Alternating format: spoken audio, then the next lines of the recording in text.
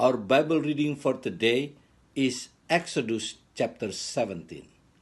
In this chapter, the Israelites faced two major problems. The first one was water, and the Israelites murmured against Moses. But then God solved their problems by giving the Israelites the needed water. The second problem was a very heavy one.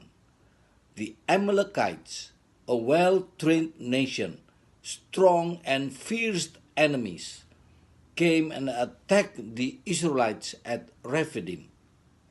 The Amalekites were strong and military trained, while the Israelites were not having any military training at all. They were just a young slaves nation who were barely liberated from bondage from Egypt, and they traveled with all their people, men and women, old, young, children, even babies, together with all their cattle and all their possessions. Though they were weak with no sophisticated military training and weapons, but they had something which other nations did not have. They had God among them. They had God as their banner. God led them through a pillar of clouds by day and a pillar of fire by night. God fought the battles for the Israelites. Moses commanded Joshua to choose some men to fight the Amalekites, while Moses, the following day, stood on the top of the hill with the rod of God in his hand. When Moses held his staff up, the Israelites were winning. But when he let down his hand, Amalekites prevailed.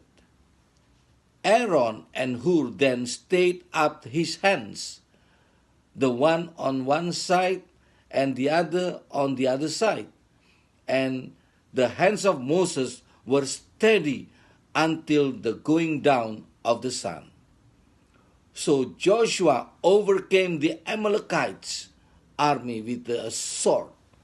Then the Lord said to Moses, "Write this on a scroll as something to be remembered, and make sure that Joshua hears it, because I will completely blot out the memory of Amalekites from under heaven." Moses then built an altar and called the Lord is my banner, Jehovah Nissi. He said, "For hands were lifted up to the throne of the Lord.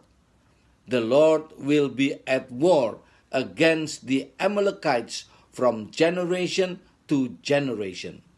Read Exodus 17 and see how God saved his people.